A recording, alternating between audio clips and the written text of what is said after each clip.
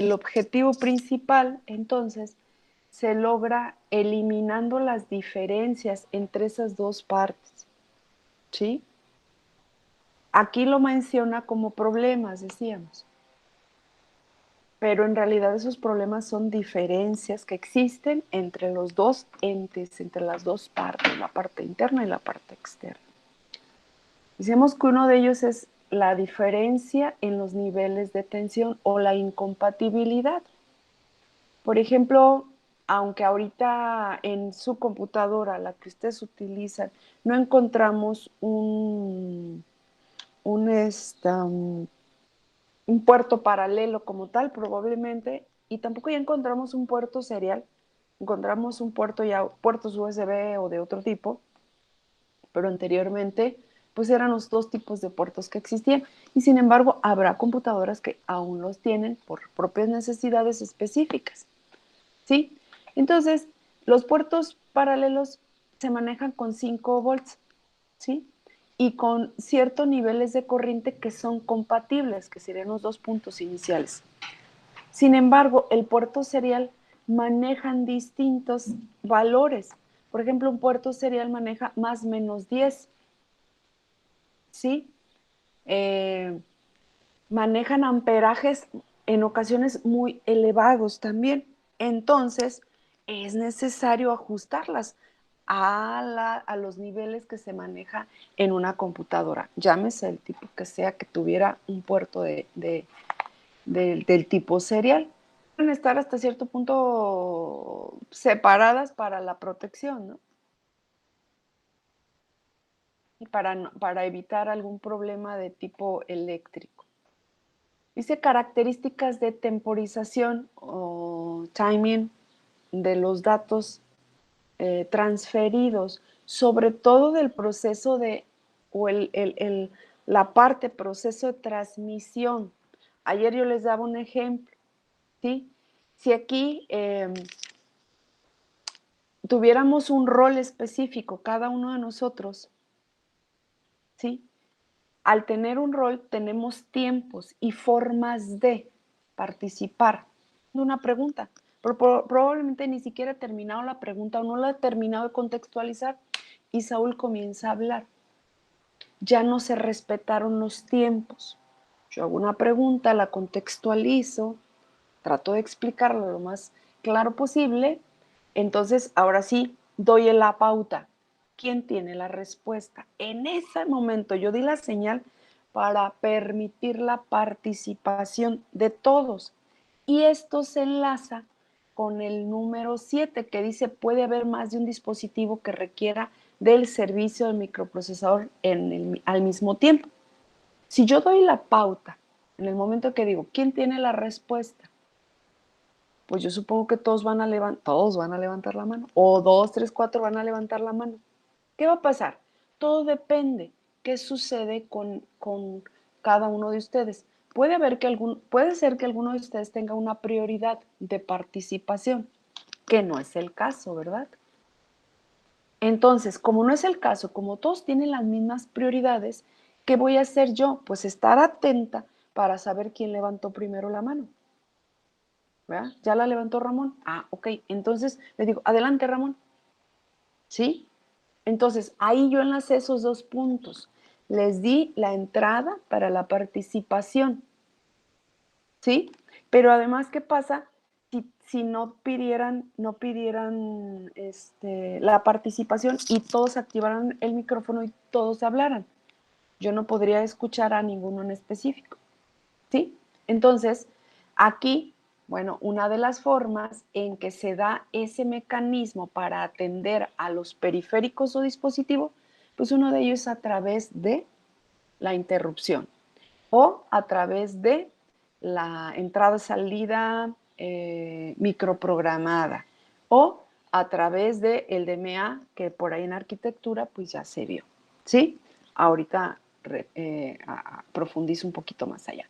Entonces, ustedes como dispositivos o como parte de este proceso, también tendrían que estar atentos a escuchar la señal, porque otra forma, otro tipo de señal es, yo hago la pregunta y le digo, Brian, conteste. Si Brian está dormido, y luego van a estar atentos los dos Brian, y luego ya tendría yo que dar otra señal, pero si resulta que está dormido, no estuvimos armonizados o sincronizados en los tiempos.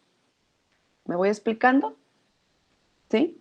Está fácil, ¿sí? Entonces, ese es otro mecanismo u otra forma. Por ejemplo, de esa manera yo puedo explicar la entrada y salida programada. La entrada y salida programada, imagínense que yo digo, yo tengo preparadas 11 preguntas siempre en todas las clases, ¿sí? Ok, pero yo las voy a preguntar en orden, conforme a lo mejor llegaron. Entonces yo ya tengo una pregunta preparada de mi clase y el primero que llegó fue Jai. Ah, pues esa pregunta le va a tocar a Jai. Pero ¿qué pasa si no la sabe? Pues entonces al que llegó después de Jai y tampoco la sabe, pues me voy viendo. Entonces al que llegó después de y así en orden. Y resulta que nadie la supo más que el último que llegó. Ahí perdimos tiempo, ¿sí? Ese es otro mecanismo que se sigue para atender a los dispositivos, pero que tiene que ver con la sincronización y temporización de los procesos. Por eso luego la interrupción, la levantadita de mano, termina siendo la más práctica, ¿sí? Y ya dentro de esa levantadita de mano, pues ahora sí, atento al procesamiento para ver quién la levantó primero, porque va a ser el que tiene prioridad de contestar. Ya si contesta erróneamente, pues se salta al que sigue y así sucesivamente, ¿sí? La conversión analógica a digital y digital a analógica, pues tendría que ver con el lenguaje también que se está usando, ¿no? El tipo de señal que se envía, conocer las señales. Pero sobre todo, esa parte de, aunque aquí no está, yo le agregaría también el formato de instrucción y tamaño que se maneja en la parte externa y en la parte interna.